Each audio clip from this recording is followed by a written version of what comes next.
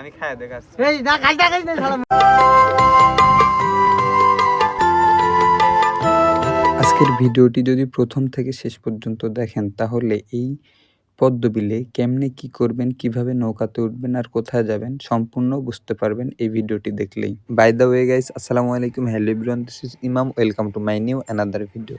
পিচ্চিদের মাছ ধরা দেখেই আমারও কেমন জানি মাছ ধরতে ইচ্ছে করলো আর সেই শৈশবের দিনের কথা মনে পড়লো। হ্যাঁ, আমিও যখন ছোট ছিলাম তখন নদীতে পুকুরে এভাবেই মাছ ধরেছি। তাই পিচ্চিদের থেকে একটি বড়শি চেয়ে নিয়ে আমিও মাছ ধরতে দাঁড়িয়ে পড়লাম। যাই হোক গাইস, দেন মাছ ধরা শেষে নৌকা একটা ভাড়া করলাম এবং নৌকাতে উঠলাম। হ্যাঁ, আজকের ভিডিওটা গাইস শুধু নিজের জন্য, অন্যকে ফটোশ্যুট করে দিচ্ছি এমন কোনো ভিডিওর স্ক্রিপ্ট পাবেন না গাইস। আসলে বিকেলবেলা সুন্দর একটা আবহাওয়ার সাথে নৌকার উপর উঠে বসে নৌকা যখন দোল খায় তখন যে কেমন ভালো লাগে সেটা আসলে ভাষায় প্রকাশ করার মতো না গাইস।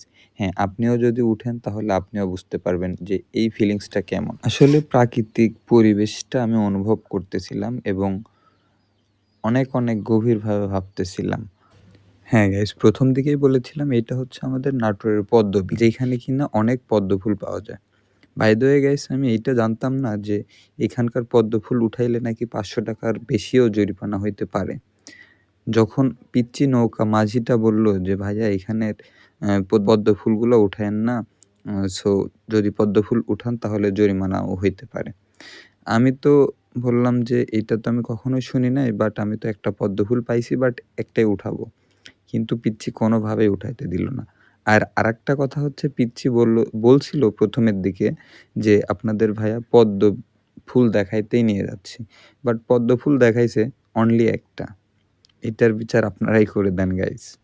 আসলে পিচ্চিকে আমি ওইভাবেই ঠিকঠাক করছিলাম যে ভাইয়া পদ্ম ফুল দেখতেই নিয়ে যাবে। ছোটও বলল যে পদ্ম ফুলই দেখতে নিয়ে যাবে, বাট মাঝখানে নিয়ে আইসা বলে যে ভাইয়া আরও কিছু টাকা বাড়াই দিলে পদ্ম ফুল দেখাইতে নিয়ে যাব।